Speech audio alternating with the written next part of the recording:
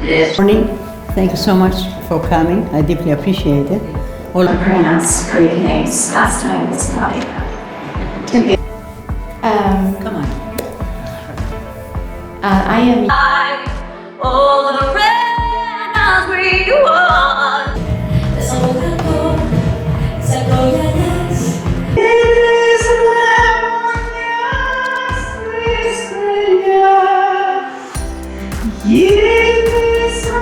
His own country must give back to the country and to its people.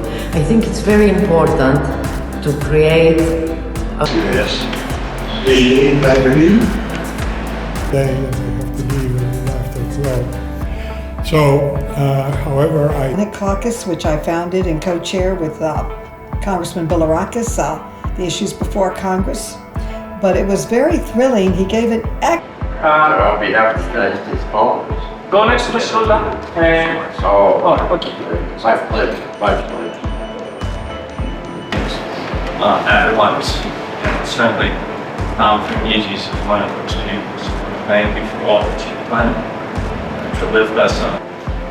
Thank you very much. It's such an honor to be here with all of you. I appreciate this recognition.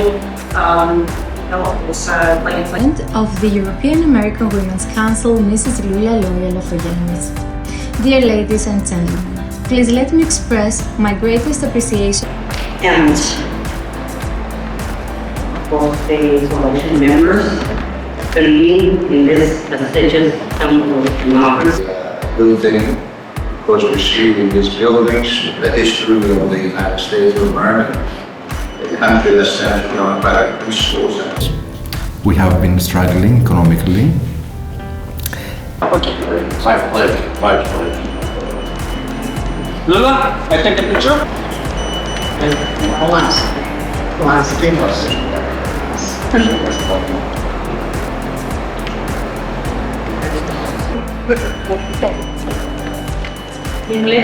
Yes. It's a battle, but without giving the battle in the war.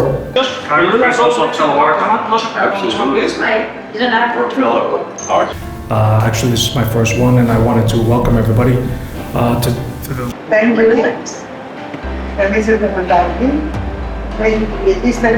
Συνεχίζω με μία διαβητική χωρίς καμία φαρμακευτική αγωγή. Okay.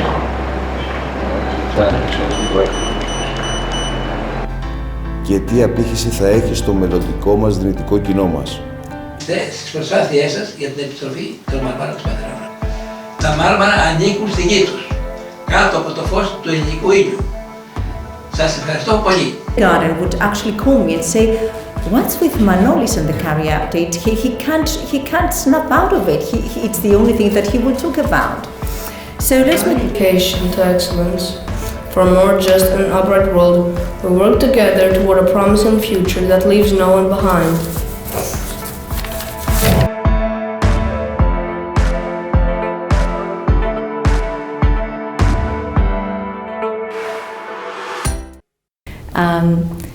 I am Yin Long. I am very honored to be the MC for tomorrow's ceremony.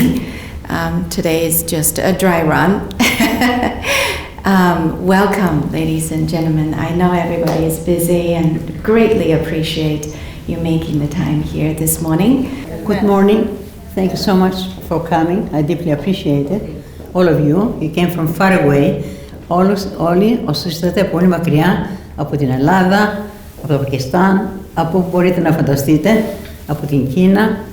Είμαι πολύ χαρούμενη σήμερα για 27η φορά, συνεχή φορά. Έχουμε την τιμή και τη χαρά να σας έχουμε μαζί μας. Το θύμα σήμερα της ημέρας είναι τα μάρμαρα του Παρθενώνα, τα οποία για μένα δεν είναι μάρμαρα, είναι γλυπτά. Τα γλυπτά του Παρθενώνα πιστεύω να συμφωνείτε. Αυτά έχουν πλέψει και πρέπει να κάνουμε οτιδήποτε μπορούμε από την πλευρά μας, να μιλάμε στους κάτοικους, στους ένατους, στον πρόεδρο, να στείλουμε μήνυμα ακριβώς για αυτό το θέμα. Σήμερα θα ήθελα όλοι μαζί να ψηφίσουμε όπως μας ανακάνει στο Κογκρέσο επιστροφή κρατητών του Παρθενών. Όποιος μπορεί να σηκώσει το χέρι. Can you see by the dawn's early light what so proudly we hailed at the twilight's last evening, whose stripes and bright stars through the barren spike, all the rebels we watched were so gladly streaming, and the rockets regular, their bombs bursting in air, getting proof through the night that the flag was still there. Oh, say, does that star-spangled banner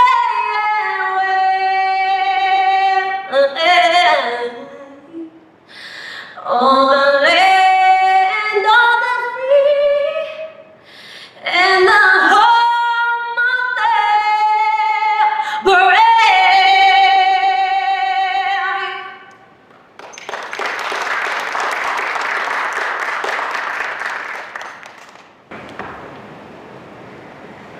Se γνωρίζω από την όψη του σπαθιού την δρόμενη, σε γνωρίζω από την όψη που με μετράει τη γη, απ' τα κόκαλα βγαλμένη των Ελλήνων τα ιερά και σαν πρώτα αντριωμένη χαίρω ελευθεριά και σαν πρώτα αντριωμένη χαίρω ελευθεριά και σαν πρώτα αντριωμένη χαίρω ελευθεριά.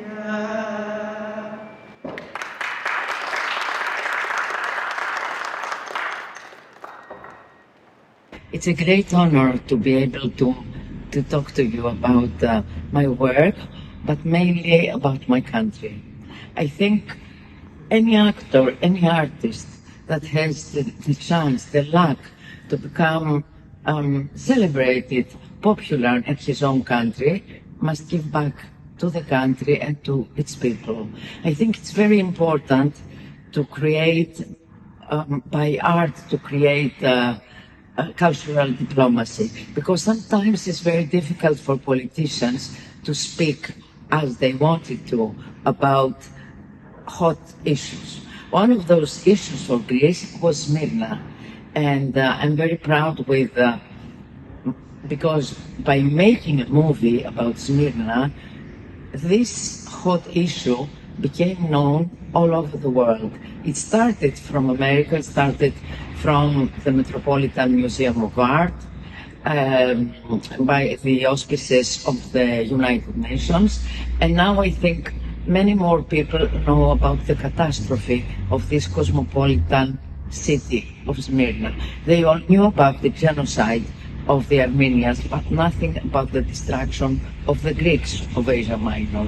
So now we have another hot issue, which is getting back Melina's marble, as she was saying. She always said, I want my marbles back. And in reality, it's the sculptures of the Parthenon of the Acropolis that is, I think, the most sacred monument in the world. Why we want them back? Because we're not demanding some statue. We're not making an international fuss about getting back whatever belongs to Greece. No, we're not talking about statues. We're talking just about the sculptures that were on the monument. And what I'm preparing now is a documentary, a docudrama, I would say, that is based on the private letters of his very young wife, at the time very young, Lady Elgin, letters that she wrote to her husband, to her mom, and didn't expect them to see the light of and the publicity that they can have now. So reading these letters, you don't need to be aggressive or demand anything. By reading the letters or by watching them on the screen as I will do, you will understand that nothing was bought. They just took them, giving little money here and there, bakshish as we say, and the purpose was to put them in their castle, in their home, Bromholm, and not to save the arts. This is obvious from the private letters, and sometimes private letters show more things than public letters written by an ambassador. So this is my goal for now, and I'm certain that a lot of people in the States will help me, because I know that most of the people are with Greece on this effort. And I repeat, we want just the sculptures, the marbles of the Parthenon. Why? Because the monument is still in situ. It is in its place where it was built, and opposite there is one of the most beautiful museums in the world, the Museum of the Acropolis, with the best sun of the world. I hope you will help us with our efforts. Thank you for having me. There are scientists, and there are philosophers, and there are visionaries, and then there are people that embody all of those things at once.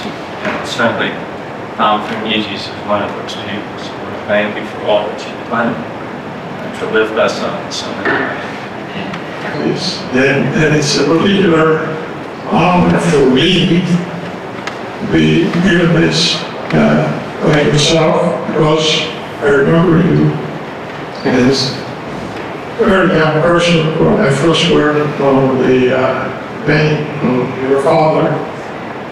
Thank you. There's no words to say exactly who you are, except God.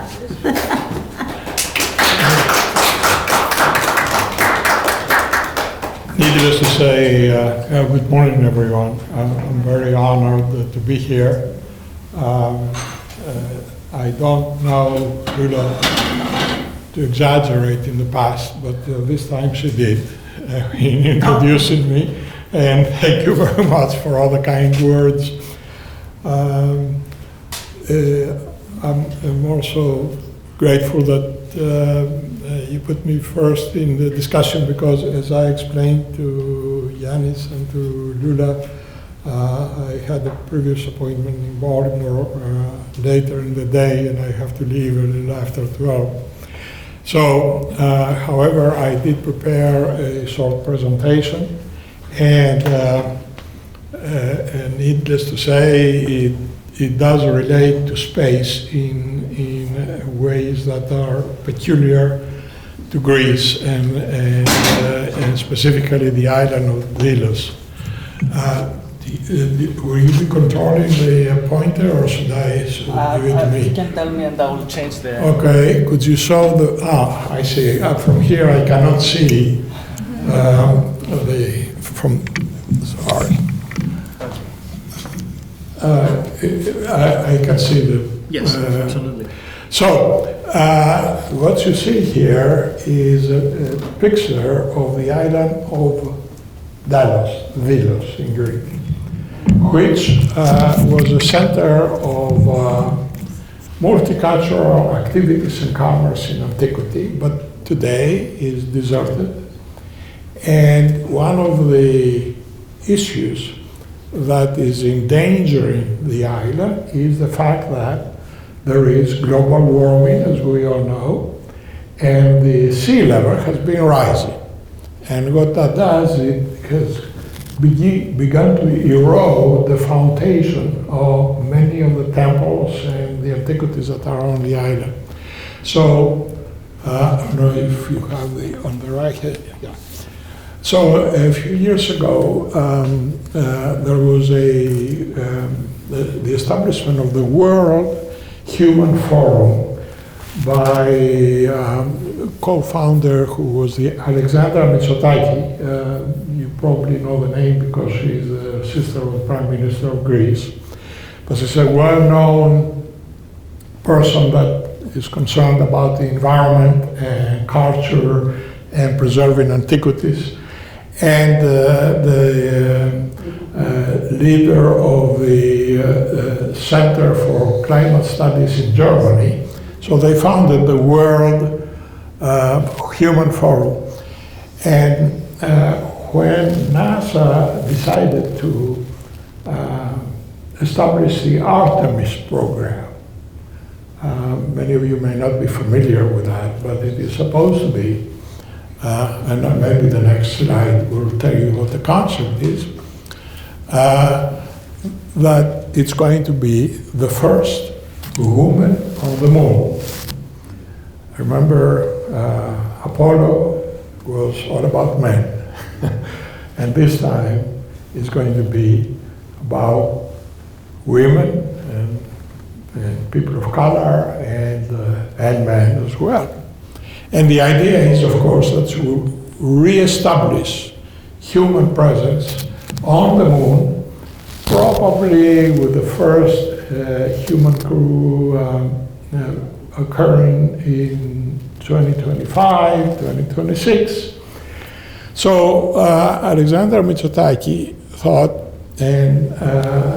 that we should establish a connection because, as you know, Delos came into existence when Leto was pregnant with twins, and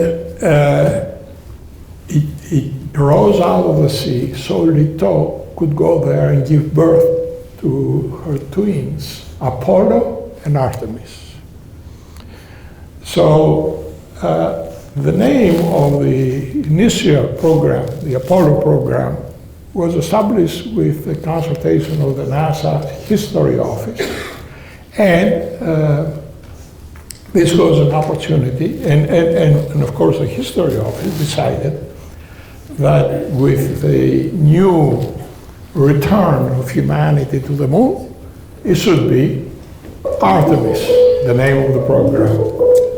So we have the Artemis program. It's a very well-established program. And okay, I was hoping we would see the next slide. So if you could, Yanni, if you could just go to the next slide. So, why Delos the myth? I just explained what the basis of that was, namely the Apollo and Artemis were the twins that were born in Delos.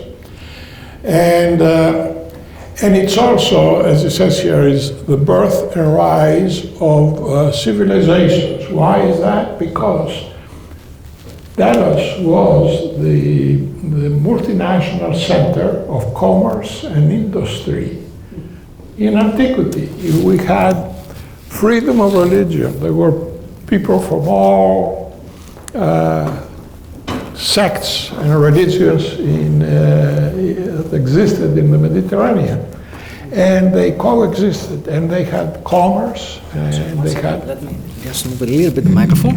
A little bit better. Okay. Okay. Well, perfect. That's better. Thank you.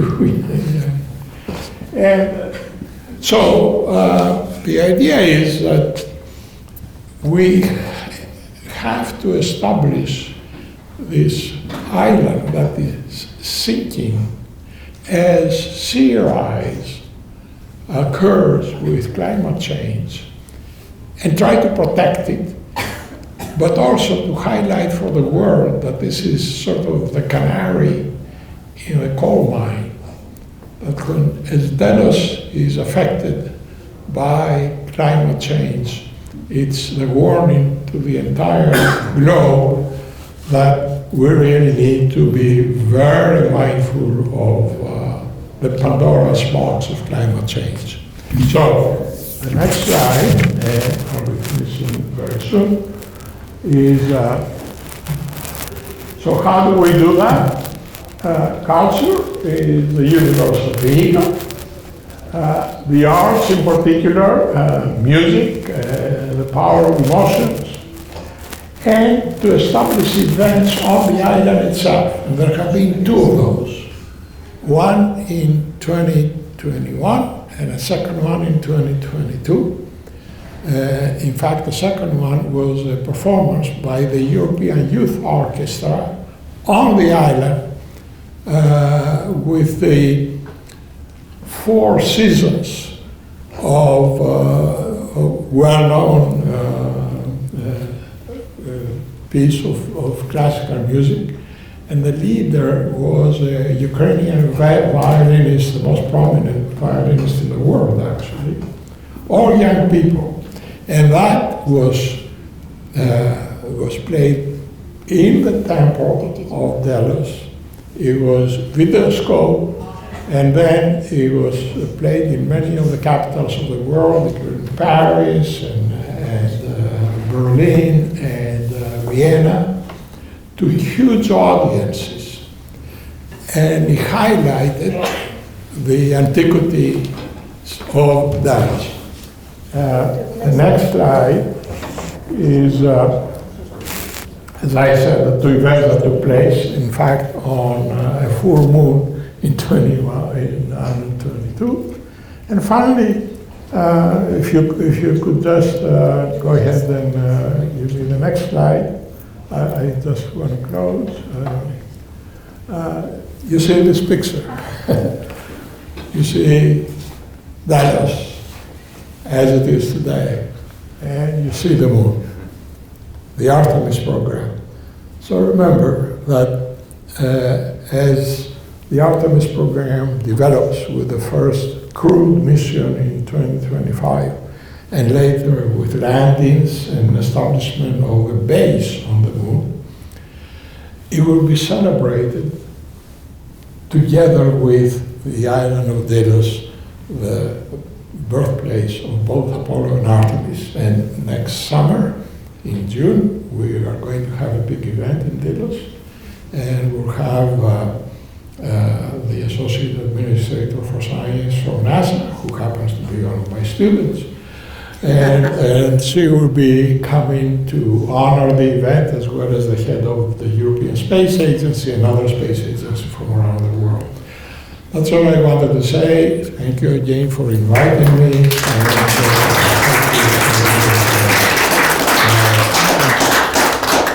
Do you really feel this heritage as your own, like many people in the Western world do, and all over the world, actually?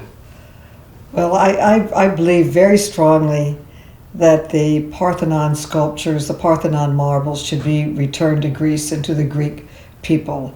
They were sculpted over 2,500 years ago by Greek artists for the Greek people, and that's where they belong. I have introduced legislation in Congress calling for the return of the marbles to Greece.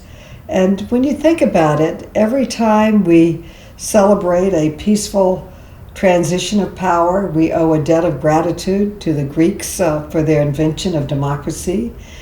So much of our culture, our arts, our architecture, so our philosophy, our rhetoric, we all owe to the Greeks. They created it. This culture is very much part of the American culture, the democratic culture, and very much part of it are the sculptures that were on the Acropolis. That is where they belong.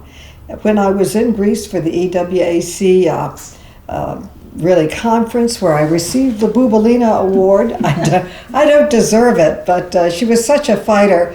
But many of my Greek friends call me Bouboulina because I fight for the Greek causes here in America.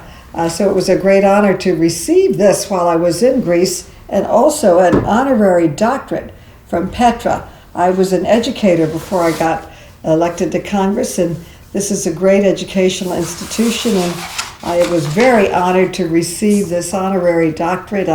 It's one of the great honors of my life. But the greatest honor of my life would be to play a part in returning the sculptures to Greece, where they rightfully belong. And I want to work on creating a special committee of concerned Americans and Greek Americans and just concerned people, that this really beautiful expression of Greek culture should be returned to the Greek people. And I think that we owe such a debt to Greece. The very least we can do is return the sculptures to their rightful owners. Now, Lord Elgin says that he negotiated and got the sculptures from the Ottoman Empire.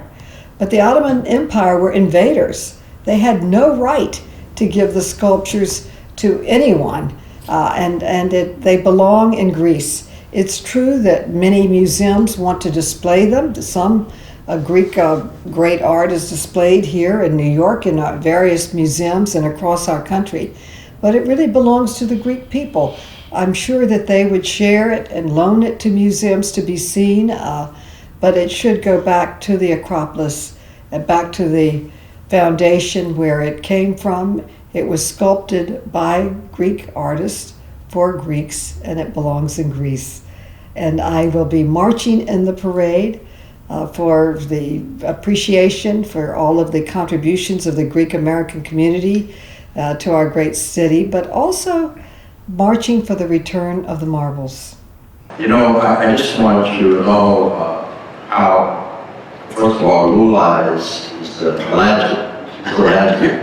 And she does wonderful, wonderful things. And I know we have our Greece today, but we should be proud of we all are proud of our heritage, our Greek heritage, and what the Greeks have done for the world, and specifically here in the United States. They came as immigrants, and they built a dynasty, and we stand on our grandparents' shoulders, or our great-grandparents' shoulders as well. And the honorees today reflect that. And there's not anything we can't do if we stick together as Greek Americans. Feta cheese. Feta cheese, okay, say feta cheese. Feta cheese. Cheese. Great. Ariadne, I can see you well. Yeah, you must have. Right? Okay. Miss Bibi, go so that I can see well Mr. Lechios. Can you please also tell our Absolutely. There are scientists and there are philosophers and there are visionaries, and then there are people that embody all of those things at once. And certainly Tom Fernizzi is one of those people. So thank you for all that you've done and to lift us up in so many ways.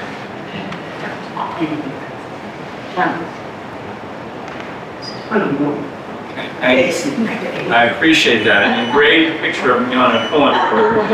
That was your challenge coin. I'll show this to my family. Maybe I'll get more respect. Thank you very much. It's such an honor to be here with all of you. I appreciate this recognition.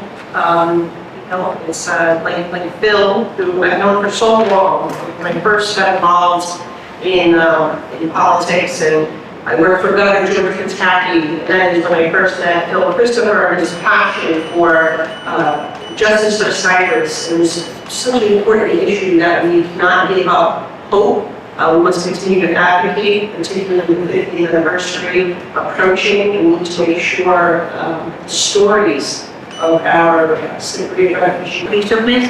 Hello, I submit this chair. So you want a little high, then try to be the lower. You see the faces? Okay, right here.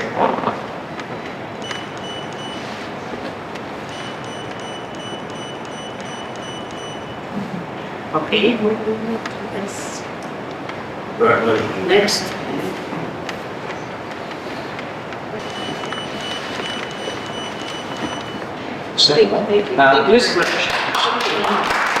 Please.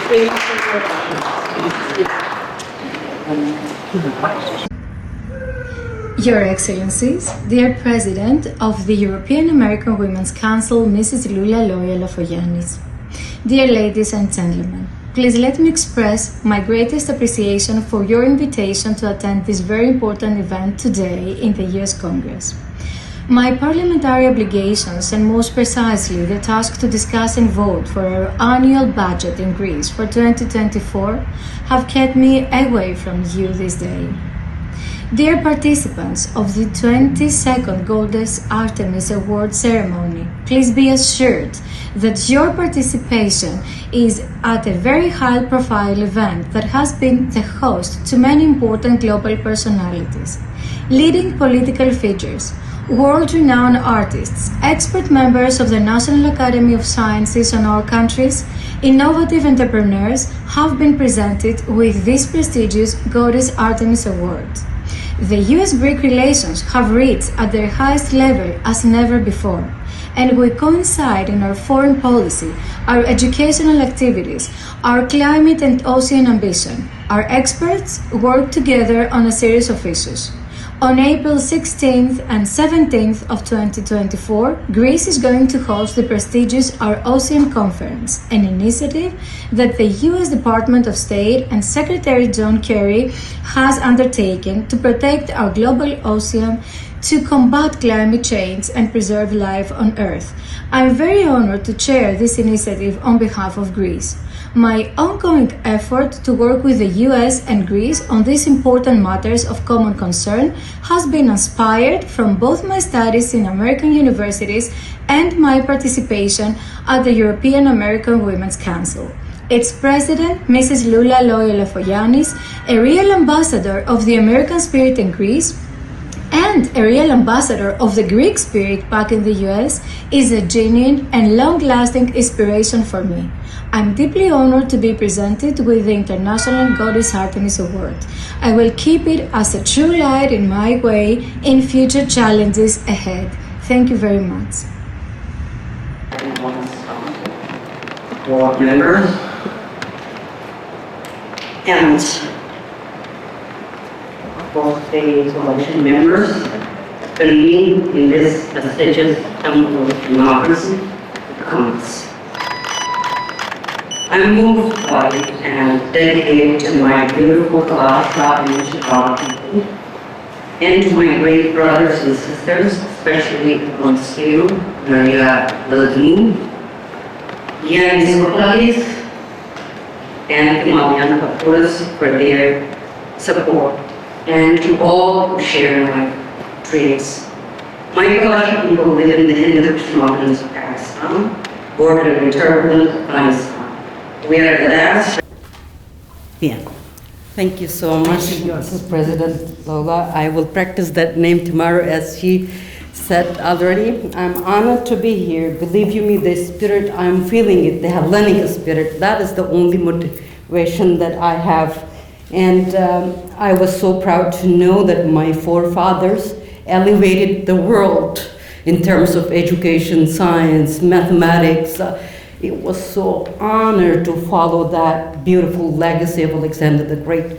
I have prepared for tomorrow, but today I would like to invite your attention to watch a small documentary film which will take you to the valleys, how we're living, and how my forefathers have struggled to keep that beautiful legacy of Alexander the Great in spite of all the troubles that they faced, but they did not leave that culture, because they believed in their heart and hearts that that was the only culture that elevated humanity. So I was so proud to be the custodian of that legacy. And here's the documentary. I requested Yannis. I met Yannis 12 years ago, a wonderful gentleman. I felt the spirit of the beautiful Alexander's, like the spirit that I witnessed in my forefathers. And he is always there for Hellenes, he's always there for our people. Thank you very much, Yannis. I have a quick question. Please. About the language? Do we have our own language, and how do we educate our children? Do they speak English or do they speak native language? Thank you very much. That's a wonderful question. Unfortunately, the schools are the culprits of our culture because our children, they go to the government schools where they learn Urdu and also the Islamic studies. And that's why a young child cannot comprehend with what he's learning at home and then whatever he's learning in the school. And ultimately ending suspecting their own culture and identity. That's when I realized I was the first girl to go to school.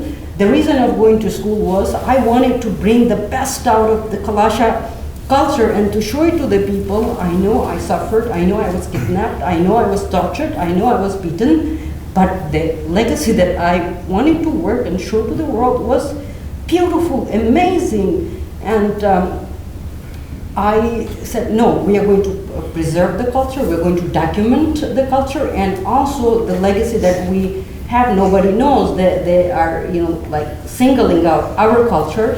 So how could the people know that what we are believing, what is our legacy? That's why we compiled a religious book in our own language. Unfortunately, that has not, we have unable to practice that religion in the schools for our own children. Although we have 6 schools now, and in those schools, those are Kalasha schools. Unfortunately, even in those schools where our kids are learning about Islam, our kids are learning about other cultures, but other than our own culture. So I wanted, along with my other like-minded sisters and brothers, we to educate our children in our own language. They should learn our own culture, so probably we will prolong that culture not to die from the world map. This is what actually our organization is doing in the Valley. Thank you. Thank you. Can I ask one? Yes, please. How can someone support your cause? The best way of supporting my culture, first of all, I would like to invite all of you to come and witness that beautiful legacy. You might have noticed that we have the same, our symbol is the sun. Our god is theU.S.A. Dios is Dios, either we call Dios, theU.S.A. We created the god of the gods. How can you support a child, educate a child? And how that's possible? Because our kids cannot afford a schooling. We came up with the similar idea that I saw in the United Nations. I have been working in the UN as well.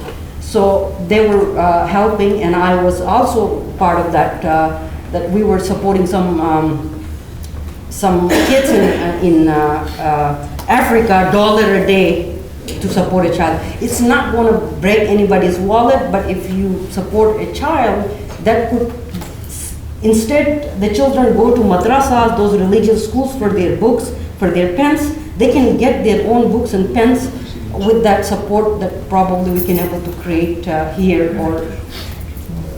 And another vision of mine was to take the Kalasha people to Delphi and show them from where to connect the dots, just like Makkah, the Muslims around the world, they go there, or Jerusalem, they go there. But we have our forefathers. My grandfather died, he never knew that either he's going to go to Greece or not, or I to go to Greece, or my parents to go to, but they kept that legacy. They fought with all kind of intruders who wanted to make us look like them, to become Muslim, or to accept any other, like maybe Christianity. There are many forces working against us. They're Muslims and Christians alike. They're adopting our kids and trying to put us in a right path as if we've gone astray, or as if we are following something which is art to their beliefs. And I wanted that, my culture is beautiful. We cherish our Hellenic and Olympic-like religion, so which elevated humanity. Thank you. Thank you so much. Thank you.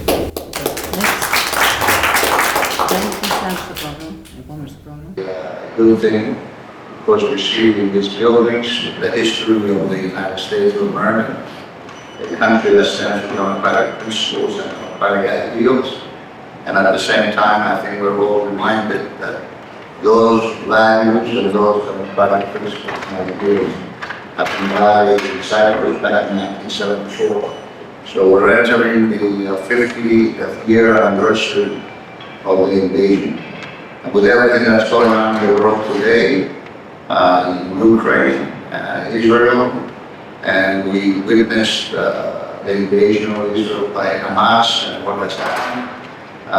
We're reminded that the democratic values and ideals that we believe in and they're represented in this hall and in these rooms are very, very important to us. So we've been fighting this cause for 50 years and we will continue to fight this cause. And you've got Cyprus Award. And it's created a part for you guys. I was a guest of Greece. Thank you very much for your children. Thank you. Thank you. What's the color? Sure. I was enjoying the speech, I'm sorry. ¿Quieres sentarte? ¿Quieres sentarte? ¿No lo piensas? I'll get it, so you go back and go. Finally.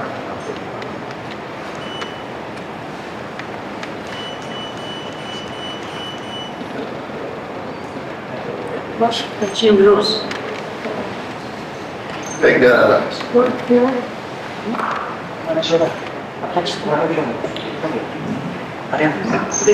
On behalf of the United States Congress. Go next to the Loula. Okay.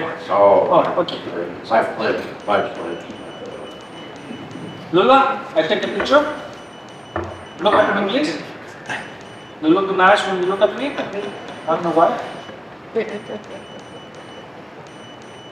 Great.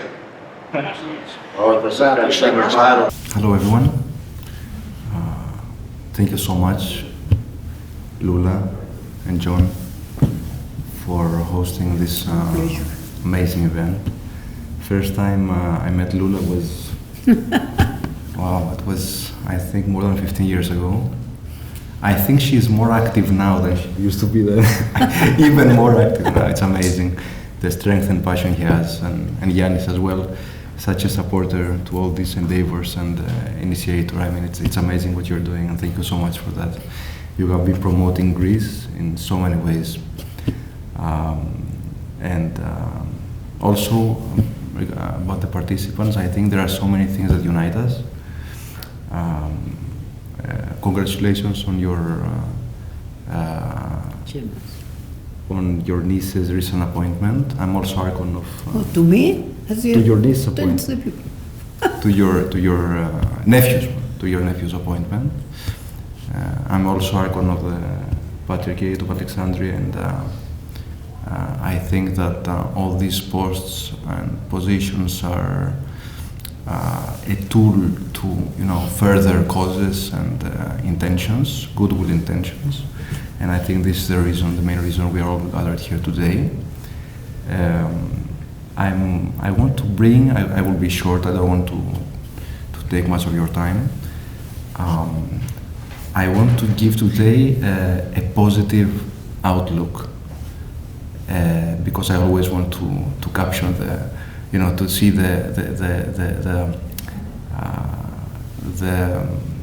things positively and half full rather than half empty. Because in Greece, for the last 15 years, we have been struggling economically. And my motto today is the mythical transformation of the economy of Greece. And it is indeed mythical. And by the way, on Monday I was in New York at the Capital Link Forum. It is an investment forum that gathers important personalities that deal with economics from the United States and from Greece as well. And there is a very, very positive feeling about Greece. And this is what I want to convey, because Greece is culture, Greece is tourism. Greece has so much to offer from the ancient times, but we have also to look at what happens now. and in the future, because in order to preserve the ideas of ancient Greece, we need to be strong and we need to support the initiatives as a country. So it's important to have to sustain the economy of Greece that has been struggling for the last 15 years. And of course, if the state struggles, mainly its people struggle as well. And it's the people that struggle. You know, Greece GDP has fallen rapidly by 1/3 the last years. This means literally that the average Greek family had to consume 1/3 less than what this family has been consuming. It was one of the, actually, what happened in Greece those years was really much faster and much more severe than what happened in the United States during the Big Depression. So it was really forcible. So many Greeks were under the line of poverty. But the good news, and I'm coming to the good news, is that recently Greece has done a tremendous steps towards growth. There is a proactive government at the moment, and I'm not talking about the political side, but I'm talking about realism and realistic objective criteria. We have a proactive, a pro-business government that has pushed for reforms. Greece is an EU country, and as an EU country has now credibility, has built up its credibility. There is a big investment gap because in Greece, you know, if you hit the bottom, then the only way is go up. So if you're at the bottom of the sea and you just leave yourself, you know, the physics will take over. So what I'm saying is that with the sound fiscal policies that have been implemented lately, Greece has become a very business-friendly country.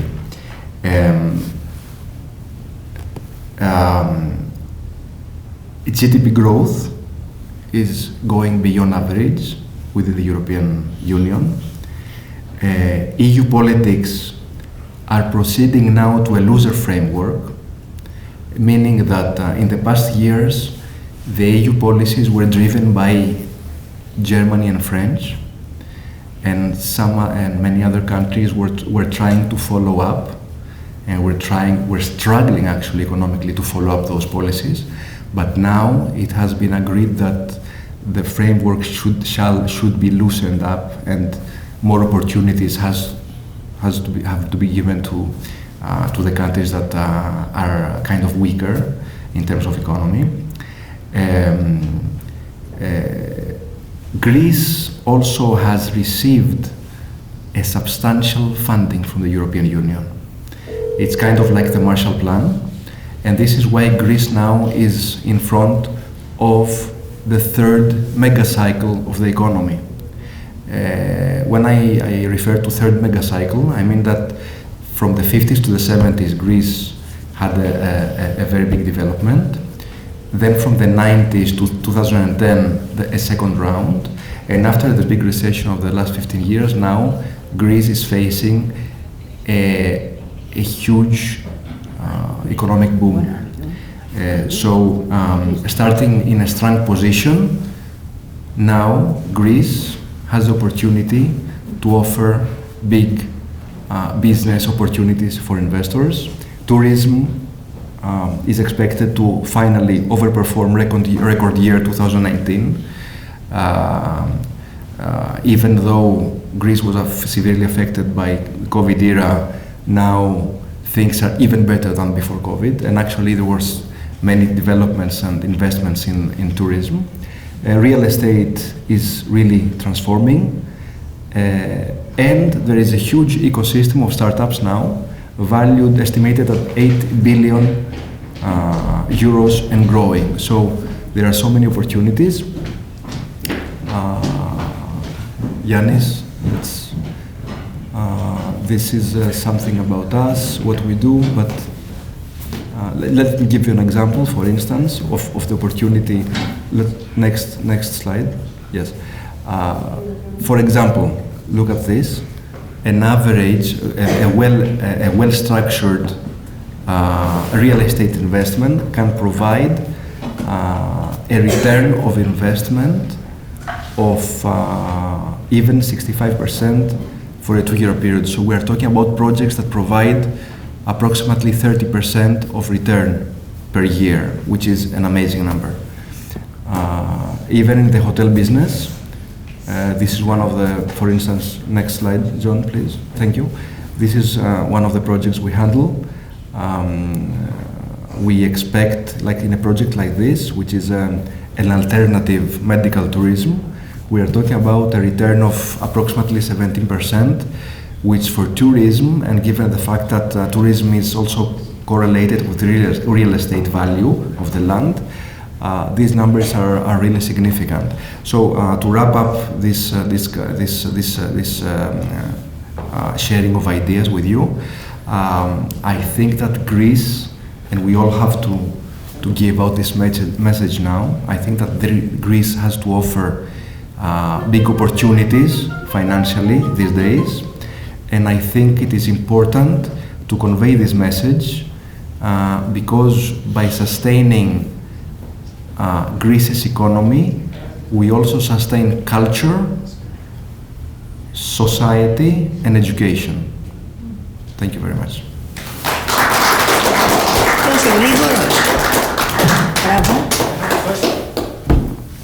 I have a question. Yes. Do you pretty much you say that it's good also for Greek Americans to go and invest in Greece because they will have a good return. But did the bureaucracy part of it change since the past? That's a very important thing that many Greek Americans face when they try to invest in Greece. And how about people without millions of dollars that, of euros that build hotels and stuff? For people who want to do even smaller investments, is it a good idea to invest in Greece right now? Thank you for your questions. I think you hit the correct spot, because indeed bureaucracy was an issue, and mainly it is an issue in many countries as well. The real question is bureaucracy able to tackle development at the moment? The question is, bureaucracy cannot do it anymore. So bureaucracy was like a monster in the later, like in previous years. Now this monster is kind of hypnotized by reforms. So with the right partners, with the right consultants, with the right will, you can do very good business in Greece at the moment. And even for the small medium-sized investors, there are opportunities. As I said, there are big funding packages from the European Union. So if someone wants to build like a touristic facility, he receives aid for that. He has a subsidy. You have opportunity, you have subsidies, you have loan facilities with very low interest rates. The RRF is the name. It's like a European loan, and you can receive a loan by 1% of interest, which is amazing. So the tools are there. Semi-proti. Loula is the first one to do in the new era business in Greece. You need. So I think you need the right person to do it. If you go, if I'm to invest in the United States, I need to find a partner and trust my partner and do my homework. I think, like the other day, we have some investment in China. You need someone you trust in China. You have to, to look at the market. So with the right guidance, I'm sure that this is the right time to invest in Greece. If I had this question 3 years ago, I would say to my partners, wait a bit. Let's just wait. Don't invest now, for sure. But now is really the time, because now we are not in. We are on the verge. We're not in there. We're on the verge. I can say some. Go ahead. Yes. I have a quick question. Go ahead, Adela. About the immigration policy, do we still have that immigration policy that almost, open to investment-related green cards. Golden visa. Thank you for the question. Sorry. The golden visa. The golden visa, yes, it's the golden visa, the famous golden visa. It's still there. It's still there. Even though other I will countries. take him there for that. Don't worry about it. I know where Chinatown is, in Paleo Faliro and Glyfada. There were several thousands of Chinese actually that have used this scheme in Greece. And even though there are countries such as Portugal that are kind of leaving behind this policy, in Greece it's still very strong. There are several thousands of Chinese, Russians, people from Africa. Russians? Russians, yes. Of course, they have utilized this tool. And it was the lowest in Greece. It was 200, and it still is, 250,000 euros investment to receive a 5-year permit. In some areas now of Athens, it has gone up to 500,000. But otherwise, I mean, there is a big opportunity there because by devoting this amount or by buying something or even participating in a company by this amount, you have the right and the access as if you are a European Union citizen. And it's something very important for those that do not have access to, like I have a friend from India, for instance. He was so much struggling to get a visa for the United Union, for the European Union. He invested 250,000 euros. He has the right to laissez-passer for all the countries of European Union. So it's still there, and it will be there, I think. So the investment is more real estate heavy, or it doesn't have to be in the real estate? It can be investing in companies or... Yes. This is correct. Yes. This is correct. That's Even though there, I mean, the majority, I would say, they just prefer to buy an apartment, right, lease it out, and have the opportunity. But the law provides that you equally have the same right if you participate by this equity share in a company. So it's quite flexible. Thank you. You're welcome. Yin, in Athens, I live a block away from the Constitution Square. But you know where I live? In Chinatown. If I want to go out, the only Greek store is half a block away from us that I can do, and 3 blocks all the way down from where I live, 2 other Greek restaurants I'm talking about. Everything else surrounding me is Chinese. And to add what... Seriously, Chinese. To add to what Even Loula is saying, even Kolonaki. in Kolonaki, Yeah. Downtown Athens is a huge... totally Chinatown. Even because we are very active in real estate, the yield, the return for just, I mean, if you have a good, in Paleo Faliro, for instance, you can have a 5 or 6% return. My God. Based on lease, which is amazing. This is the return of a commercial investment. So I mean, yes, the opportunity is there, and I think that we should spread the word that people should come to Greece and invest now. My brother lives in Glyfada, like 2 blocks away from the sea, by the golf course, and guess what? Chinese went at his door with cash and carry to get his home. You don't believe what's going on around here. Say, George, do you live in Chinatown? Say, yes. By the sea, they've got the best homes for a fraction of the price because they pay cash. That's the point. True. If you want to go to Greece to invest, here it is, you got to talk. Not only you have a lot of people. Asia, China, United States, I know who you are. So we'll be very happy to support you there with a golden visa, with whatever you want. Thank you. Thank you. Ευχαριστώ πολύ, Νεκτάρια.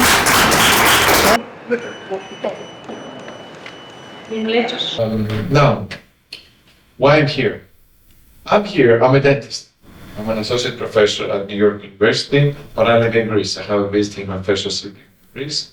But I'm coming whenever I can. I have the opportunity. I'm blessed to have this position at NYU. Why to have this position? We discovered in 2006 a new technique, and we're the first in the world to have the longest data regarding this technique. I'm dealing with implants and with teeth. What we're doing is that we, as opposed to invented this technique, we call it the root memory technique. Why? Because we are masking the phenomenon, the physiologic phenomenon that happens after an extraction in the mouth. The biggest problem we have with dental implants is that after an extraction, we place the dental implant inside titanium. The problem is that we remove all the blood supply with an extraction, and this leads to bone resorption.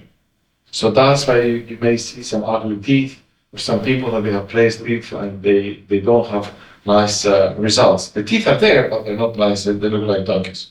So what we are doing, we have invented the technique of partial extraction. So we extract, this is the Brennemark, it's the Professor Brennemark from Sweden, that this is first patient that he discovered the phenomenon of osseointegration. Osseointegration means that the implant that goes inside the bone creates a bond between the bone and the titanium, and then you cannot unscrew the implant from the bone. But this way, the mouth and all the restorations we're doing inside the mouth, let's say big bridges, they can withstand the mastication forces that, every day we eat 3 meals a day. And this means that our mouth is doing 350,000 cycles per year. So you understand the number of cycles that we're doing on an annual basis. So by this phenomenon, the osseointegration, we can place the titanium inside, and then titanium cannot unscrew, so it can withstand the force. All of the implant dentistry, billions of dollars in years all over the world, okay, is based on this. So this Brennemark now leaded us, and we have already 16.5 years. We are the only group in the world. The next group reaches 10 years now from Germany and from US, United States. So our group with Constantine was actually he invented. I was there with him, and I took it to a different level with him. We have published everywhere, and our problem with everyone that is doing implant dentistry is that if they can produce nice smiles like this, if you can fill up this tooth that misses with a beautiful restoration like this, not everyone can have a result like this. And the problem is that even if you can do it today, you may not be able to do it tomorrow. So inconsistency in our job is a problem. And that's why with this technique, then root membrane, this novel concept relies on the preservation of having a half extraction and not all of the extraction. It's very simple to think about it, but nobody invented that since 2006. So the remaining part of the root that we keep there, the 50%, let's say, or the 40%, keeps the PDL. PDL is the periodontal ligament. This is the bridge for nutrition, for blood supply, and that's why we don't have this bone resorption. That is the main issue and problem. Keeps you the buccal plate, the frontal part of the gingiva, let's say, the bone. The gingiva is never alone.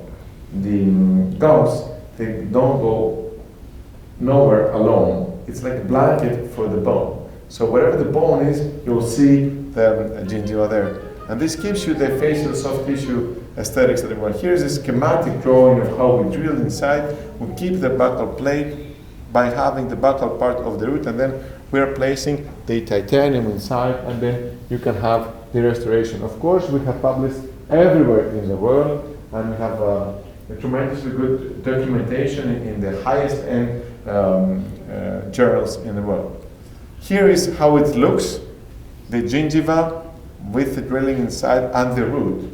Okay, this is the root and the titanium in a big picture. As you see how it enters inside, how it looks inside. This part of the root that we have preserved, prepared is the secret in having the beautiful combination.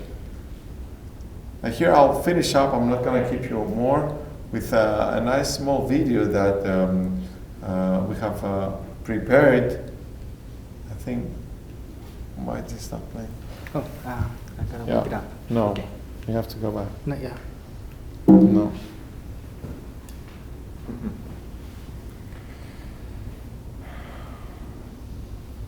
Is this technique being practiced in U.S.? Yes, it started in 2014. 14. Somewhere there. NYU. Yes. Only at NYU or NYU related practice? Everybody's doing it now, yes. The knowledge is everywhere nowadays. We have tried a lot in order to transfer it. In the beginning, a lot of people were skeptic because this is something controversial. But nowadays, with what we published, my group, there's a German group, now there is an American associates that they publish. From China also, we have now literature that is coming up. Now we have the data to make it wider, let's say. But you know, in science and medicine, it's difficult, something that's controversial to convince the people, and especially when there is so much high budget outside there, all over the world. But it works. It's a sensitive technique. It works. Now that we have longer data, now actually our group prepares 10 to 15 year data. We have 47 cases, more than 10 years.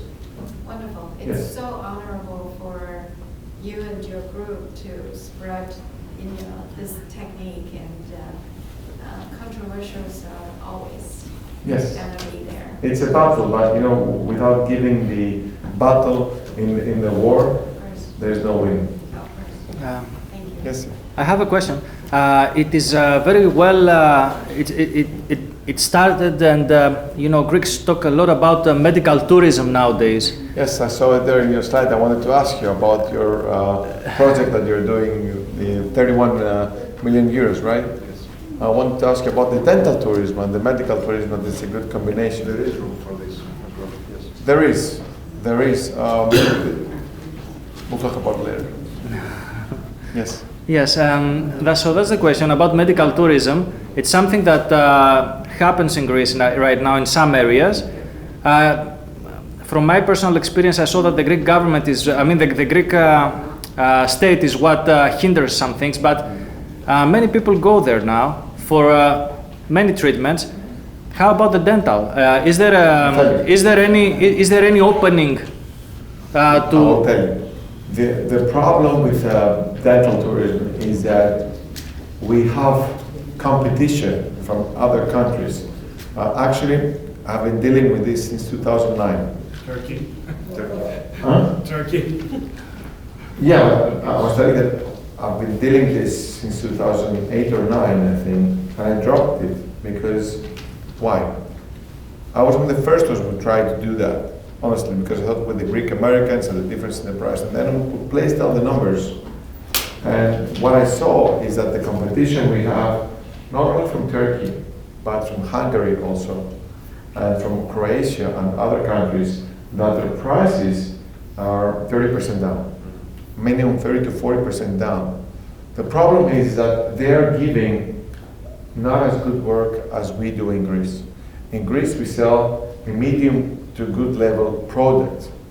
We cannot sell at the price of Turkey or Hungary because they are selling a worse product than our product. They are using worse implants than what we do. Their labs are not, the prosthetic labs are not good as our own labs. Plus that we belong to European Union, they don't. And they have taxation different, a 10% in Croatia, let's say, or in Romania, we have much more taxation. So, and this is a job that you cannot do it, let's say, black.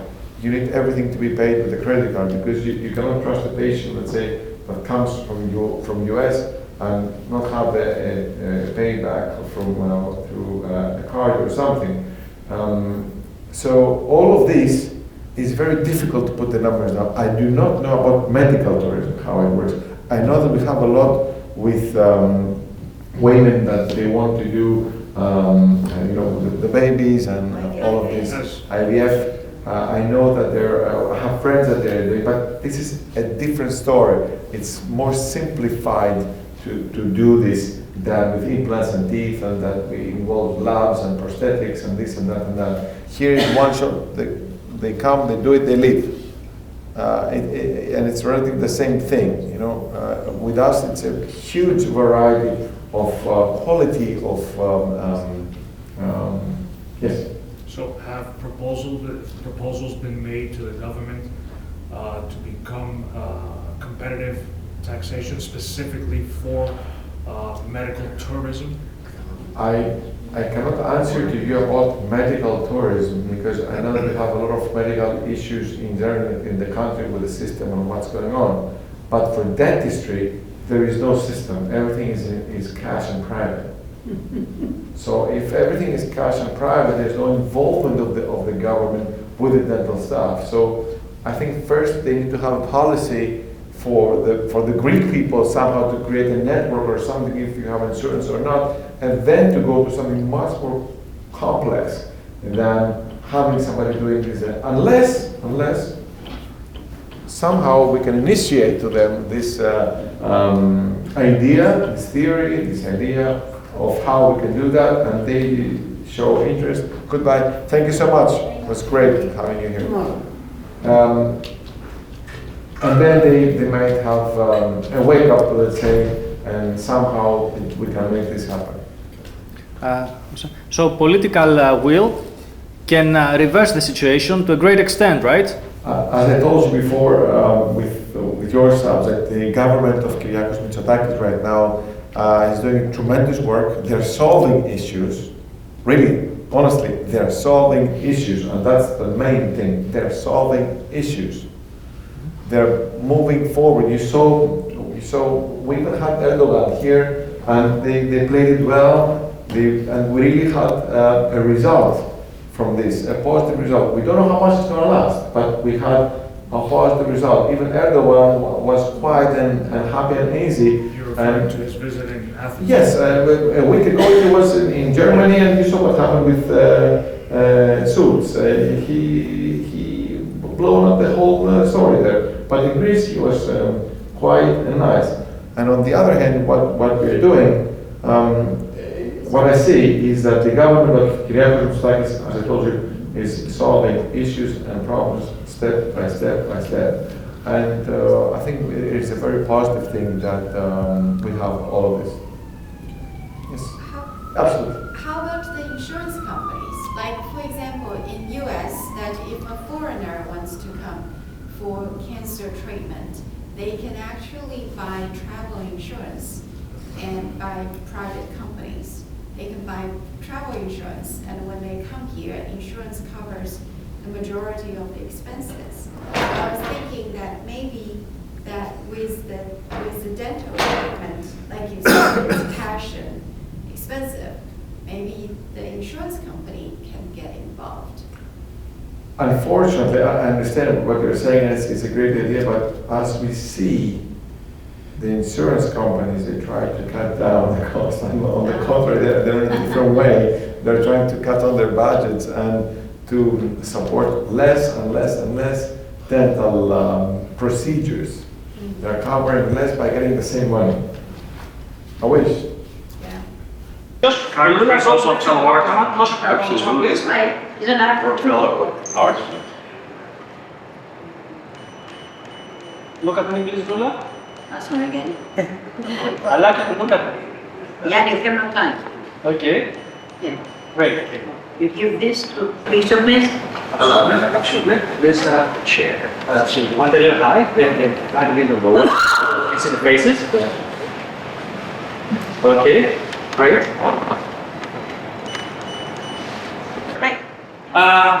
Okay. 1, 2, Topulaki. Good morning. Excuse me if I'm a little nervous. I don't normally do these type of presentations. Actually, this is my first one, and I wanted to welcome everybody to what I wanted to talk about today. Recently, I was honored and humbled to be invited to become an Archon, and I wanted to tell everybody what that stands for and what our cause is and what we're fighting for.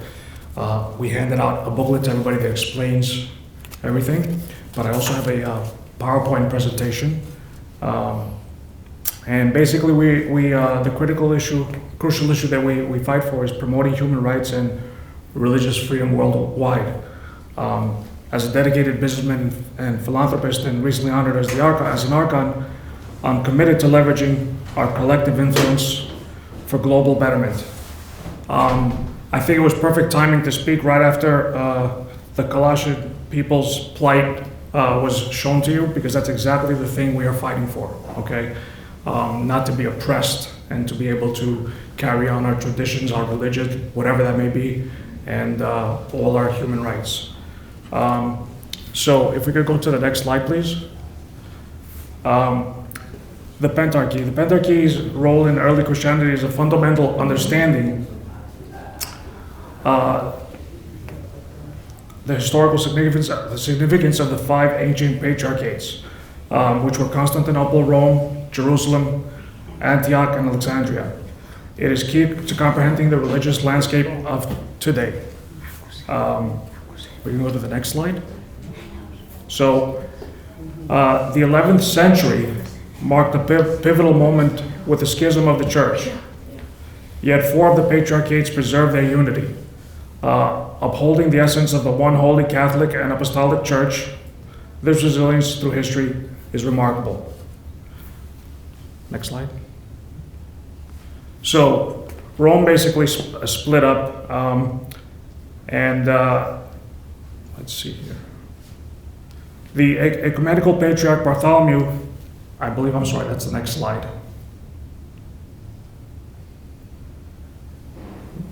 Okay.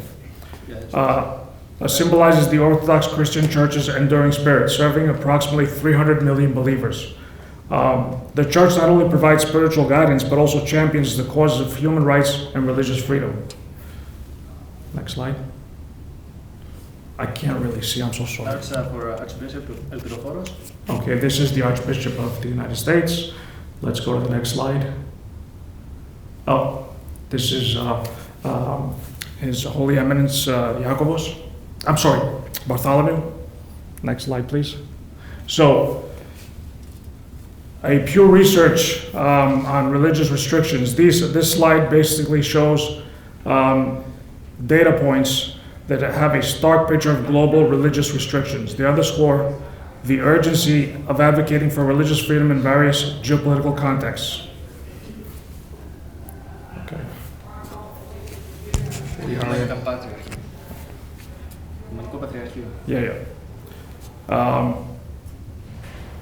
As Archons, our role extends to raising awareness and lobbying for the rights of the ecumenical patriarchate at various international platforms, including the United States. Our advocacy is crucial for ensuring their voice is heard. So this is just a little bit, you can go to the next slide, I'm sorry. Just as recently as a couple of months ago, we see the involvement of outside government trying to influence policies, and this is what they do. Next slide.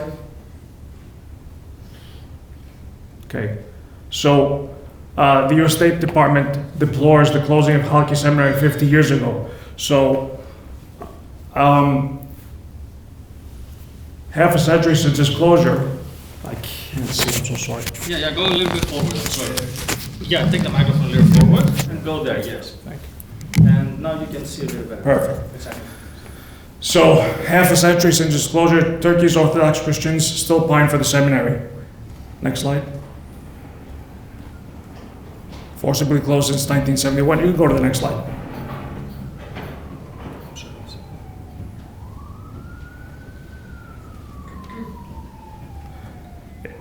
It was 120 years of operation from 1844 to 1971. Over 1,000 students graduated. 330 became bishops.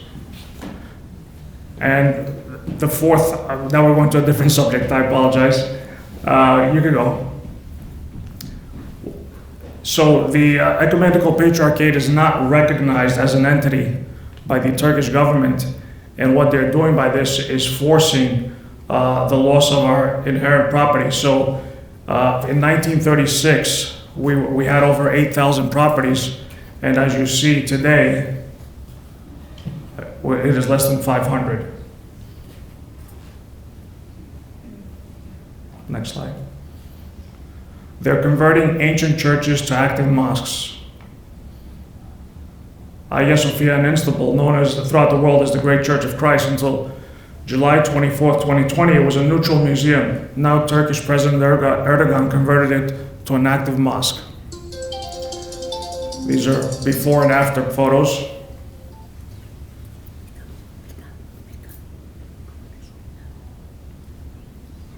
What we just spoke about, no ecumenical status. Next slide. And in closing, our initiatives like the Athenagoras Human Rights Award demonstrate our commitment to this cause. We stand united in our mission. I apologize, I've lost my slides here. You could go back to that one. Yes, absolutely. Here? No, with Martin Luther King.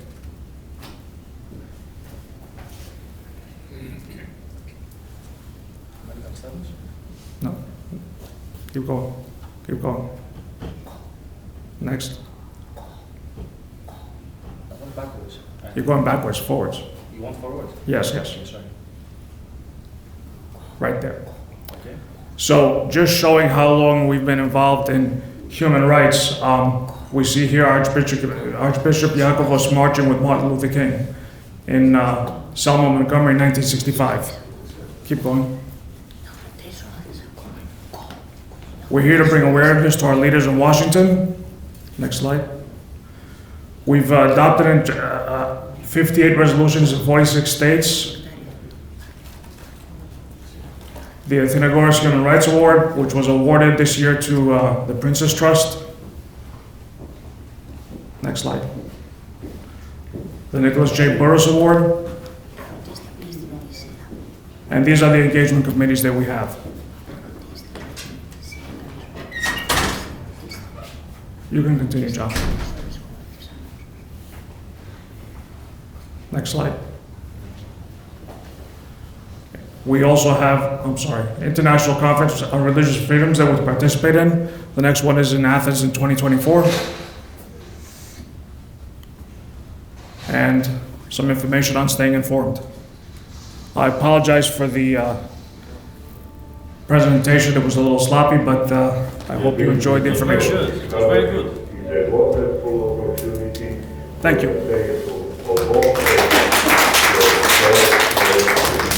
Νίκο, μα θέλω κάτι ρωτήσω. Πρέπει να φύγετε. Πρέπει να φύγετε. And reaching the lives of those who embark upon it, and deepen their understanding of the Orthodox faith. Είναι μαζί του, παιδί. Πάρε το κινητό μου. Jesus says we have to enter by the narrow gate, in the narrow way, and it's difficult. And few will find light, and you go through that narrow tunnel, and you have that life-giving water.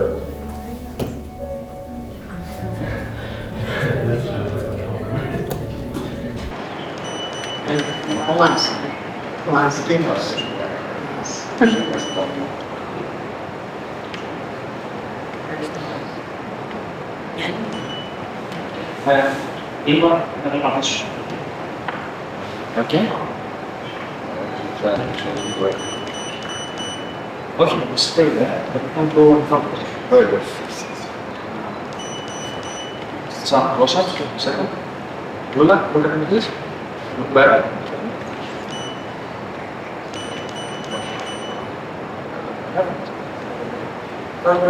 Question. Εδώ που είμαστε, τώρα τόσο γρήγορα. Ναι, το κατάλαβα. Έτσι. Την άλλη. Την άλλη.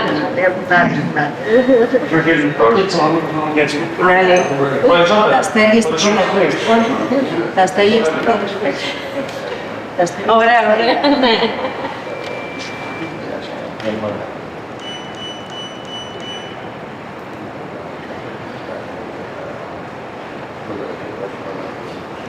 Thank you. Thank you. Εμείς είστε Μalliotakis. Είστε νεότεροι. Εκπροσωπώ την εταιρεία των για τον Β' διαβήτη. Εγώ προσωπικά τον έχω κάνει φίλο από τα 17 χρόνια. Και σας ευχαριστούμε και είναι μεγάλη μας τιμή ότι σήμερα βρισκόμαστε εδώ μαζί σας, κοντά σας και μας θυμάται το πρόγραμμα αυτό. Thank you very much.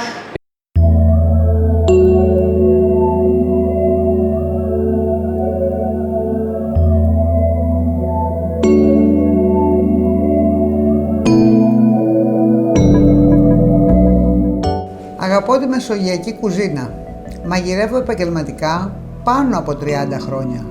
Εδώ και 12 χρόνια, αφότου διαγνώστηκα με διαβήτη, έβαλα ένα μεγάλο στοίχημα.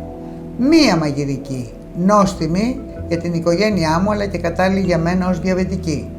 Στην αρχή μου φάνηκε ασυμβίβαστο, σχεδόν απαγορευμένο. Όμως κάθε μέρα εδώ και 12 χρόνια πειραματίζομαι με τον εαυτό μου. Εξέλιξα τη μαγειρική μου τεχνογνωσία και κέρδισα το στοίχημα. Αυτό που κατάφερα για μένα θέλω να το μοιραστώ με όλο τον κόσμο. Γιατί μια διατροφή κατάλληλη για διαβητικούς είναι εξαιρετική για όλους και μάλιστα για όσους θέλουν να χάσουν βάρος.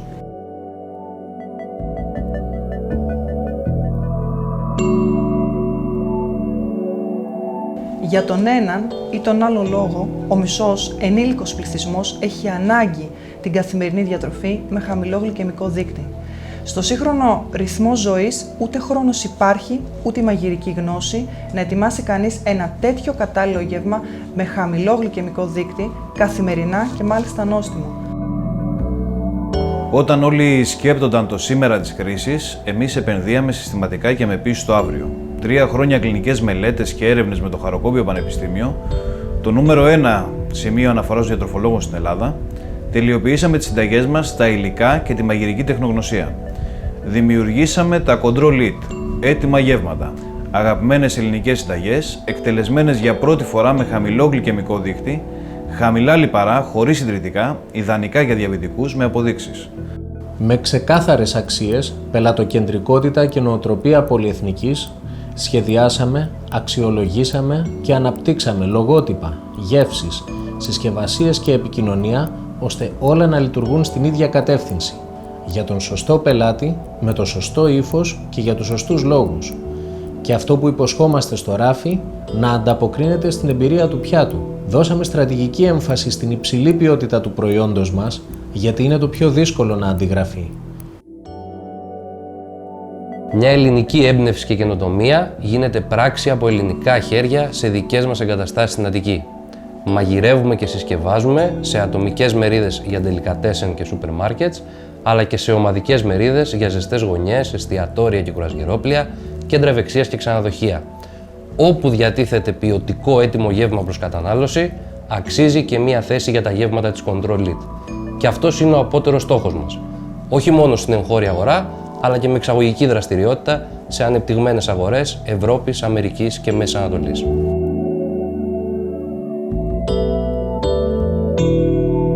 Θα καθιερώσουμε από νωρίς την μάρκα ως κυρίαρχη στη νέα κατηγορία. Αυτό θα είναι σημαντικό ανταγωνιστικό πλεονέκτημα για τις εξαγωγές μας. Όμως το επιχειρηματικό μας όραμα συμβαδίζει και με την ιδιαίτερη αγάπη και σεβασμό που τρέφουμε στη μεγάλη διαβητική κοινότητα.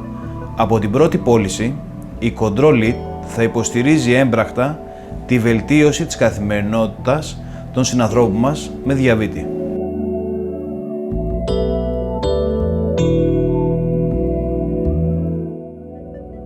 Απαντά σε πραγματικές ανάγκες και βελτιώνει την καθημερινότητα πολλών. Μια πραγματική καινοτομία με προστιθέμενη αξία επιστήμης και τεχνογνωσίας. Ένα ελληνικό επώνυμο ταχυκίνητο προϊόν εξάγει τον διατροφικό πολιτισμό της Ελλάδας στην υγιεινότερη εκτέλεσή του. Σε πείσμα τον καιρό της κρίσης είναι ένα όραμα στο οποίο πιστεύουμε και επενδύουμε.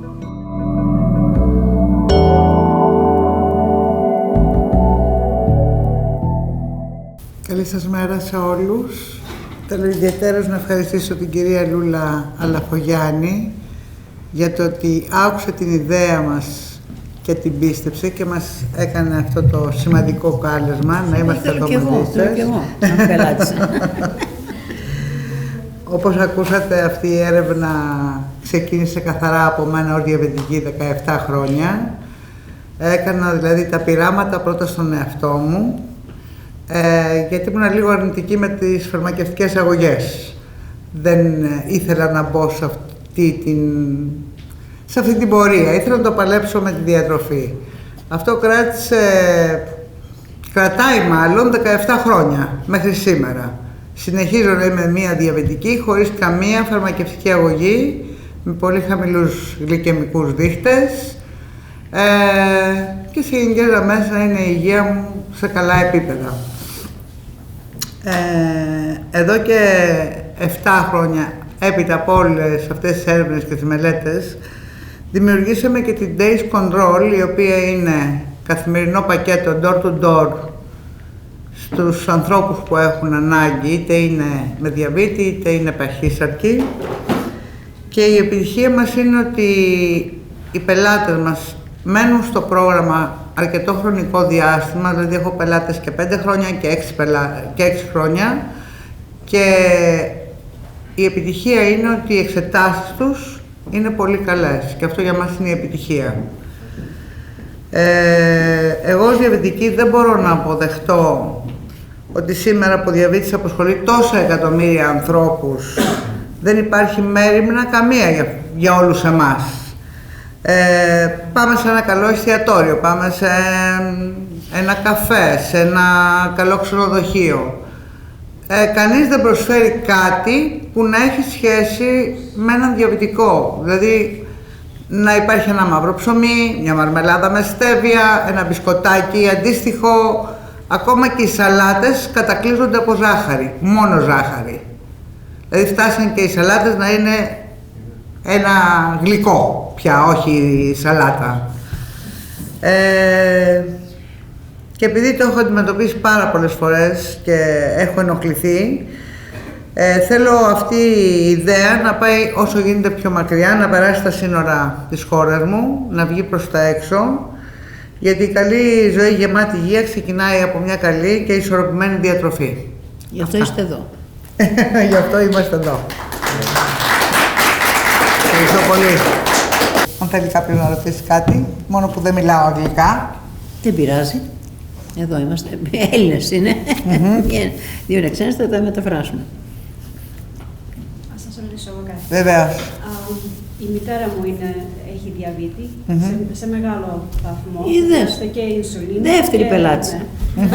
Οπότε πάνε Ελλάδα βέβαια το καλοκαίρι, οπότε πιστεύω θα μπορούν να αγοράσουν το προϊόν, αλλά έχετε κάποιο... Το προϊόν είναι καθημερινό πακέτο, door to door, μηνιαία πακέτα, στα σπίτια είτε στην εργασία του εκάστοτε πελάτη μας.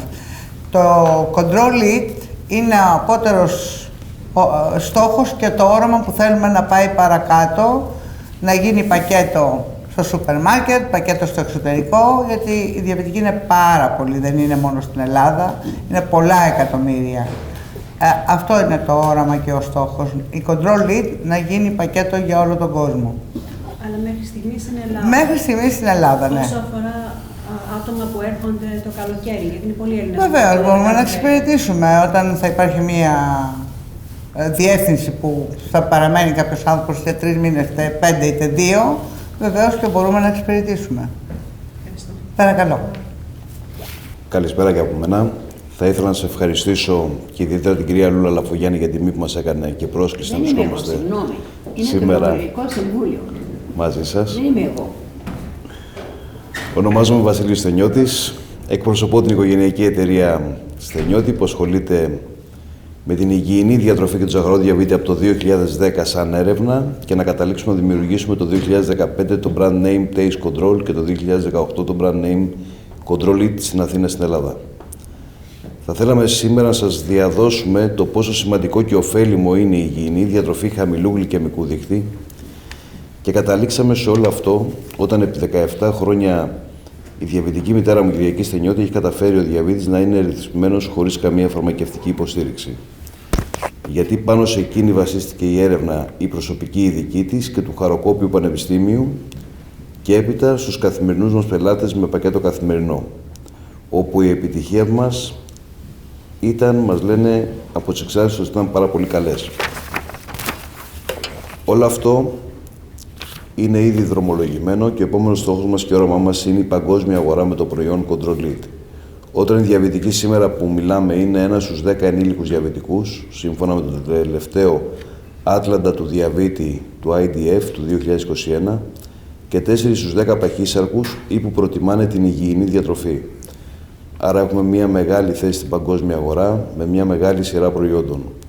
Το Μάρτιο του 2018 στην Αθήνα, στο εκθεσιακό κέντρο Metropolitan, πήραμε μέρος στη Διεθνή Έκθεση Food Expo του 2018 για να παρουσιάσουμε τα προϊόντα μας και τι απήχηση θα έχει στο μελλοντικό μας δυνητικό κοινό μας.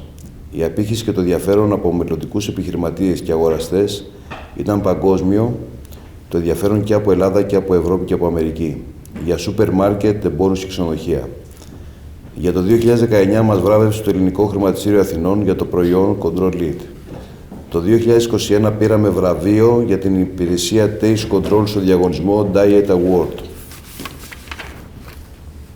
Ακόμη, η κλινική μελέτη και έρευνα που κάναμε στο Χαροκόπιο Πανεπιστήμιο το 2013-2015 δημοσιεύτηκε στο ιατρικό επιστημονικό περιοδικό European Journal of Nutrition.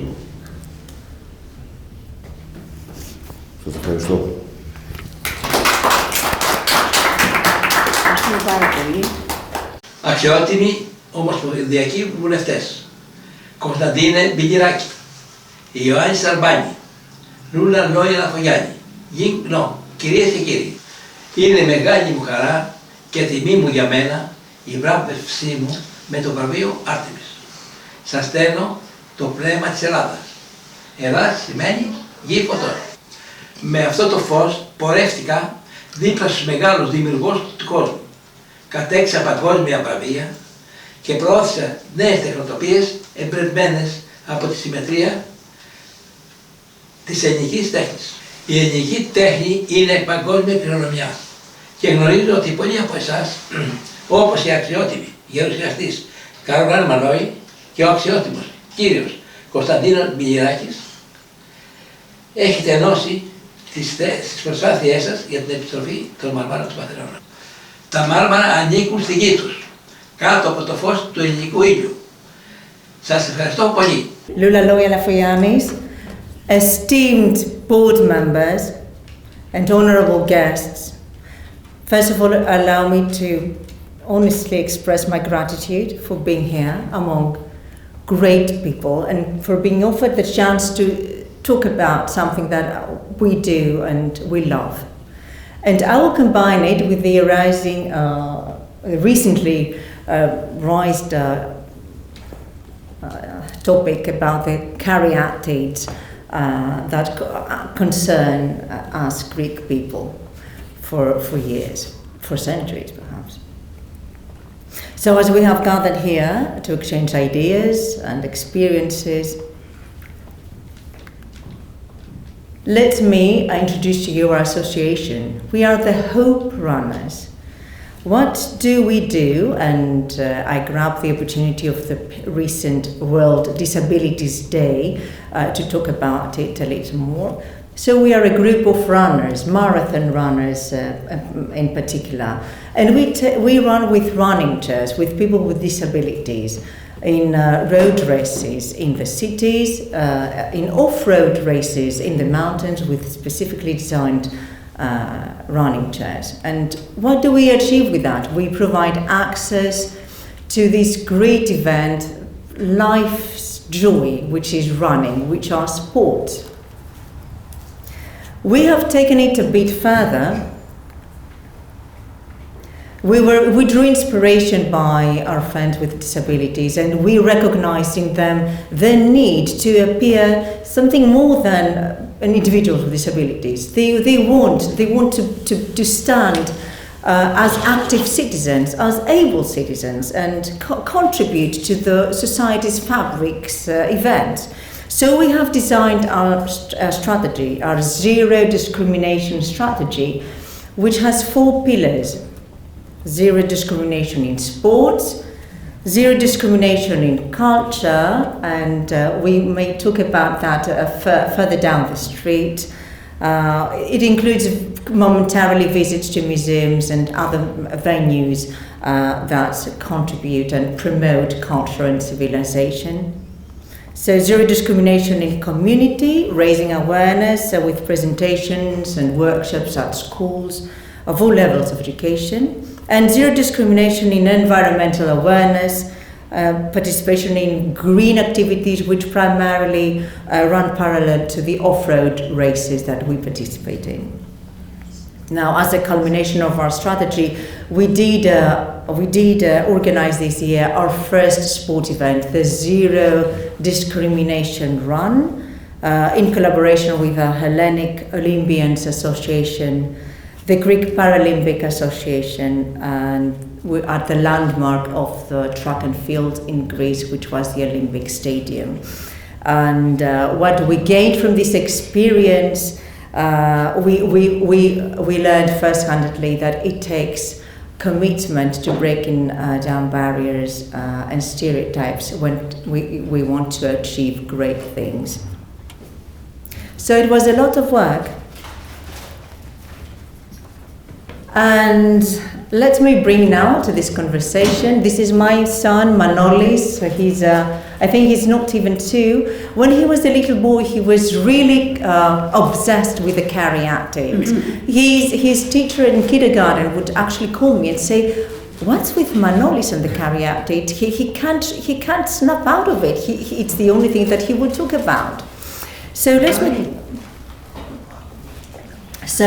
me chip in with my experience, which lies in the intersectionality of running with running chairs, and culture and art.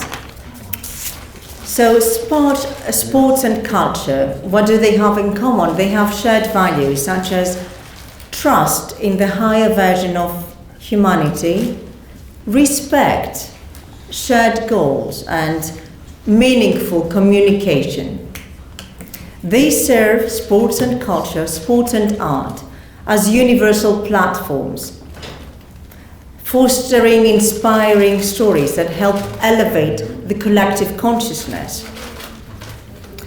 Respect is the starting point for the extraordinary, courageous, and inspiring journey that we need to take when we want to break consolidated perceptions that do not serve us anymore. I am also talking about the rigid, obsolete, and unfounded excuses that still keep our caryatid to this day apart, for pretty much similar foundational reasons that keep individuals with disabilities socially excluded, while they also have to face health disparities. I'm talking about lack of information and awareness of the actual circumstances of what is, as well as the need for a more consistent policy, which is based on strategic planning with clear and steady vision, which would include multiple and diverse stakeholders. At the Hope Runners Association, we foster inclusivity and resilience. We break down barriers, and every time we cross that marathon line, that marathon finish line, we know that we have achieved the unthinkable, the unbelievable. We've been witnessing incredible stories that have the power to alter social perceptions. We don't necessarily break records, but we do break stereotypes, and we do inspire the community. So this is our contribution today here, a reminder that incredible things do happen when people from across all venues of life, all cultures, across all demographics and ages, come together to work aligned with and inspired by common values of unity and respect, and by recognizing the fact that art, as well as sport, they do have the extraordinary ability to connect rather than divide, to inspire towards not just change, but shift of humanity altogether, which eventually is reflected in everyone, because art and sport will do that. They will create space for each and every individual and affect each and every one of us, horizontally and vertically, pushing us ever so lightly towards the right direction, towards a world, a free discrimination world, a zero discrimination culture that will leave no caryatid behind. And with that, I thank you all. How do you pick the locations? Do you go for areas that they have probably easier to find the disability or disabled people, or how do you identify your locations? Thank you for this question. So there's the sports calendar, and sports organizers will show. They will even invite us, because nowadays, especially in Greece, it is a rising theme. The participation of people with disabilities in sport. So sport event organizers will go the extra mile. They will put the extra effort to accommodate people with disabilities, and either we will see it online or we will be specifically invited. What is more difficult is to cover our expenses, because you have to think that when a family with a person with disabilities, they do have the financial burden to support them properly, and it is more difficult for them to move to go to another location away from, for example, Athens. Athens is our base. Nonetheless, there are always people to support us to cover the family's expenses, and so there is no limit to where we go, and we plan to where we can go with this support, and we plan to join for example, the Montpellier Marathon in March. There is a school there, the Saint François. And we collaborate with them. The students support the families, and they are going to support us in taking that and participating with them. So this is more or less how it works. I absolutely love the idea, and the reason I ask that question is I think in the recent 5 years that in China that there are the largest increased number of sports events is marathon runnings. But I also noticed that the people with disabilities is probably are the segment that being neglected the most. I absolutely love the idea, and I hope that one day that we can have events that in China like this. That would be fantastic. I see what you mean, and let me close with that. In Greece, it started back in 2014 or 13. It took one person, it took one parent who was a marathon runner to fabricate, construct a running chair and take their child on the street. And everyone knew that person, and they started a trend, because at the beginning, I remember I was an individual runner, and I would see them, and I would go like, what are they doing here? It was bizarre at the beginning for everyone, but it was also very inspiring. And it usually starts with a parent, with a caretaker. It usually starts with one person who will take the first step to break the ground for everyone else. And usually these acts are very inspiring. Yes. Absolutely. So thank you for giving me the chance to talk about it a little bit further down the street. Thank you. Absolutely. Distinguished members of the board and honorable guests, today I stand before you as a bridge forged by ideals that bind two great nations together, Greece and the United States of America. As a Year 7 student at the Hellenic American Educational Foundation, I'm here as an ambassador of our common values of democracy, freedom, and the pursuit of excellence, which resonate in the classrooms of my school. The American Founding Fathers drew inspiration from my same ideas and values as the ancient Greek citizens who set the foundations of democracy, philosophy, and science. My school, the College of Athens, which belongs to the Hellenic American Educational Foundation, was founded in 1925 by enlightened Greeks led by Malliotakis and Stephanos, together with the support of prominent American philatelists such as Edward Capps, Bert Bottill, and Charles Howland. They envisioned an educational institution that would foster individuals with patriotism and humanism, with moral and intellectual integrity, who would be well prepared physically, mentally, and intellectually for the challenges of life. As a result, the graduates would have a wider goal to contribute to society, creating a better world with justice and fairness for all. At present, the Greek American Educational Foundation stands as an inspiring educational institution driven by a clear mission to shape global citizens and future leaders. Drawing inspiration from the rich cultural heritage of Greece and the human-centered values of America and Europe, the Foundation is committed to provide education that empowers students to maximize their potential and achieve their dreams. Most importantly, it operates within a robust framework of principles aiming to instill in every student the values of self-honor, respect for all humans without discrimination, and a sense of duty to the wider community.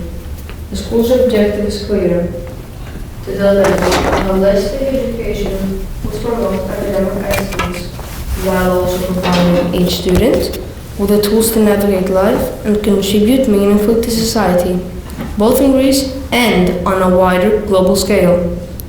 At the crossroad of our two core principles, excellence and equality, the Athens College Parents Fund Drive embodies the idea of education equity.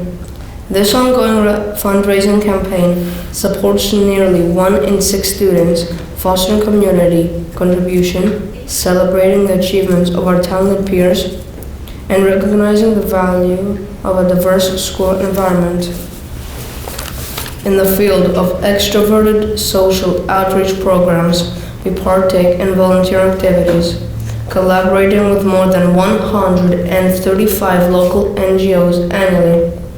In this way, we gain valuable experiences from assisting others, expanding our perspectives, empathy, and understanding of our civic responsibilities. Guided by our shared dedication to excellence, for a more just and upright world, we work together toward a promising future that leaves no one behind.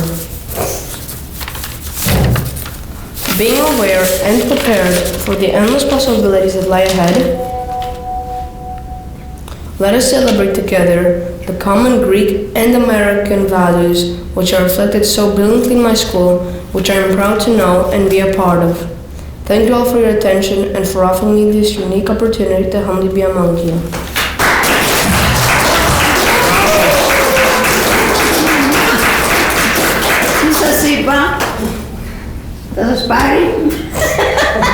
Very eloquent speaker. Thank you. Ερωτήσεις. Yin, any question, please? I'm just in awe of your presentation. You are way beyond your age and Thank you. your thoughts and the direction you're going. I mean, you must have proud parents and the little brother. He was Thank you very clapping much. the most excitedly. Thank you. I have one question. Sure. At what age do you see yourself as Prime Minister? I never thought of that, but if I were to be Prime Minister, I believe that I would be elected around 45 or between 40 and 45. You have my vote. Thank you. If I'm alive, you know what I'm gonna do? What? What? Whatever I've done for Governor Cuomo with my husband, for Kennedy, for everyone, every president, brought everybody to Greece. We fundraised for everything for Karen Maloney. So, Auntie Loula, will be right there in Thank you. John for you. Thank you very much.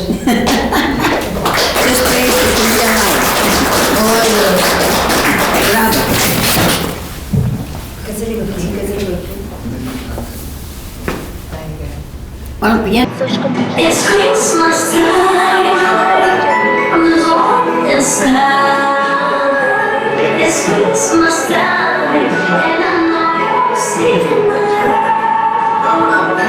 It's Christmas time, the Lord inside. It's Christmas time, and I know you're seeing it. The stars shine so bright, but this world is special tonight. This is yours, living confession. With fulfilling you will see. With a learn, say you forgive. With your heart, say you come back. And revive, swim the winds of love. Feel the sky.